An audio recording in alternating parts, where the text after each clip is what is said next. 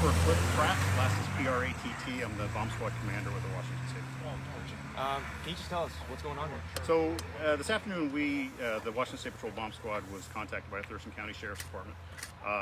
We were notified that they were on scene with a residence that had all kinds of explosive chemicals or chemicals in different stages of being processed to make explosives. We call this, it's a homemade explosives lab.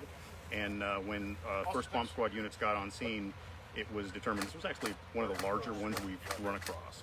So pretty much what got us here is the family, elderly gentleman who owned this property passed away about 3 weeks ago of natural causes, and now the family's inside actually cleaning out the residence, and got to a point in one of the back sheds where they located some things they were very concerned with. Rightly so, and I'm very glad that they did. They contacted law enforcement, and then that kind of gets us to where we are right now. Who is on scene helping us out right now is, aside from the Washington State Patrol Bomb Squad, which is the bomb techs, we've got FBI and ATS bomb technicians on scene helping us out, and you see a lot of the military group behind us, which is the National Guard's 10th Civil Support Team, and they're the chemical, biological weapons mass destruction team, and they work hand in hand with us when we come into stuff like this. Essentially, we have them here because we've got a lot of chemicals, we don't know what they are. I mean, if they're explosive chemicals that are hazardous to move, hazardous to touch, don't like it when you look at them wrong, for lack of a better term, we bring in those types of teams that can come in and actually tell us exactly what they are, and then the bomb technicians will go back in and remove them and render them safe. Do we know age, like around what age this guy was? I think he was born in 46. Older than 46. No, he was born in 1946. Oh, born in 1946. Yeah, Gotcha. so. Gotcha. On that note, I mean, when we hear these loud booms, right? Some of this includes just detonating some of these explosives that are back there. Yes. Why is that necessary? So a lot of these explosives that we're dealing with are too hazardous to even move off site. Even to get them to an area where they can move them out of the shed, we're putting bomb technicians in harm's way, basically to try to separate and collect them in a manner that we can render them safely. It's a good question a lot of people have, is how to use explosives to make explosives safe.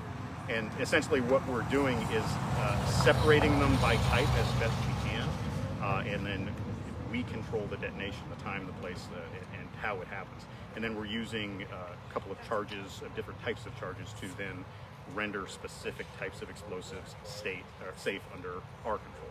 Is there like any estimation when we talk about the large number of explosives? Like how much are we talking here? Right now, and we're not even, I think, halfway through processing this back building, we're up to, and I would say conservative estimate, we're up to about 35 IEDs, full up actually IEDs, and that's not even including the various powders that are in specific form of getting to that point. So this guy had a cache of them. There's an entire boxes and boxes of full up IEDs that would have done some serious damage. Was this guy any red flags, any concern to law enforcement at any point? That, I mean, talking to the Thurston County Sheriff's Department, there's really nothing on the radar. The only thing I get from the family is he was a prepper, like an ultra prepper is what they call him, which is absolutely nothing wrong with that.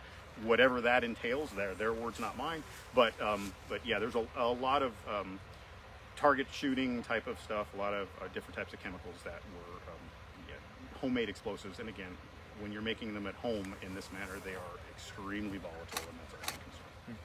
Guys, do you guys have any questions? What's an answer to Kevin? What's an ultra prepper? I don't know what that is. That is their term, not mine. I don't know. That's why I'm just I would say some sort of a prepper, but I don't know. Meaning he did what? He was making his own ammunition? I would say, yeah, there's evidence that he's actually making his own ammunition on top of explosives too. So yeah, pretty much anything that goes boom, this guy was trying to either dabble in it, refine it, or make it into some type of a launchable explosive. Were the substances, as far as you know what they are they illegal to have, or no? The substances, basically what he has is not illegal to have, but when you start mixing them together in the quantities that he has, then now we're looking at some very serious problems. Yes, it's illegal to have them in the form that they're in. Kevin, put the mic really close to the horn. So theoretically speaking, if he was alive, he could be charged. Oh, if he was alive, he would be looking at some serious federal charges. The IED, the constructed IEDs alone, carry charges in and of themselves, and then you're looking at the processes he has to make them, including the illegality and how he's storing them. Back where we're working right now, it is insanely dangerous for the and again, I'll say it again. Basically, back where we're working right now, it's insanely dangerous for the bomb technicians. They're trained to move this stuff carefully and render it safe in a method that's going to not hurt anybody else. Anything else? Is there anything that the public should know? Anything that the public should be concerned about? Thurston County's doing, actually, the Sheriff's Department's doing a really good job. We've hit everyone on the social media blast. We've got reverse 911s that have gone out. So even the media with the helicopter overhead has helped us out, letting people know what's going on, so they're not afraid of the big booms when they do come. Just know that we're here. We're probably going to be here far into the night, and there's going to be more explosions when we find the bad stuff to get rid of. That's kind of the other thing I was going to ask. How long are you guys going to be out here? We have to now slowly and methodically go through every drawer, every cabinet, everything in the back of this place. This is around the clock stuff now at this point because of how dangerous the situation is and how big this lab is too. Absolutely. Yeah. We can't leave it the way it's at.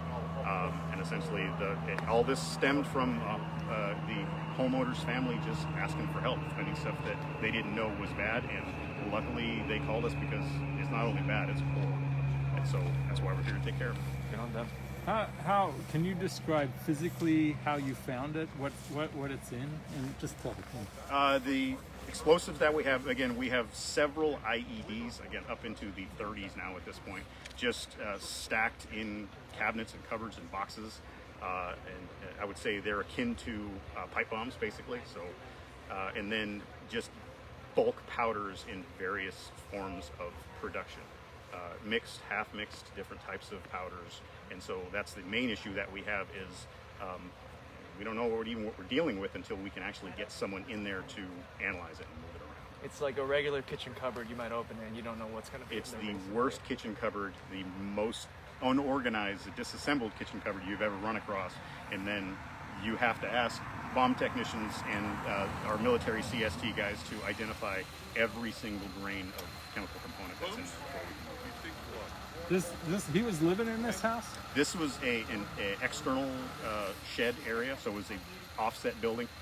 It was smart enough to not have this in the house itself, but still insanely dangerous. We're cleaning stuff up by blowing it. For the materials that you guys aren't detonating, how are you guys planning on transporting that? Anything that's not hazardous but is hazardous as an explosive hazardous in my world. We've got the Department of Ecology on site also.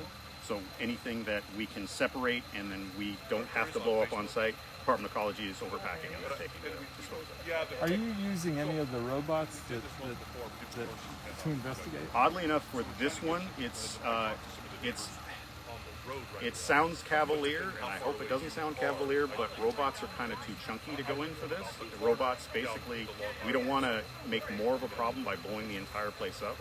Sometimes it takes a human touch, and that's what the bomb techs are trained to do, and go in and look at things without touching them or moving if at all possible, and then making them safe. Do you have an estimate of how many people are actually working this? Oh, goodness. Probably the bomb folks. Just my just the Washington State Patrol bomb squad on site. We're looking at about 8 bomb technicians on site working this. And then similar amounts of military, or I'd say military. The 10 CST is probably I'd say almost double that, and then Department of Ecology is probably about 8 to 10 that look like they're back there. I can't think of anything we missed. Let me get a wide shot here if I can. So just I don't think we missed anything, but I think. Yeah, we gotta talk. We got daylight. Yeah. Okay. Thank you very much, Appreciate you. guys. Thank you. You good? Thanks, Thank guys. you. Appreciate Thanks, it. Thank yeah, you. thank you. Appreciate you guys.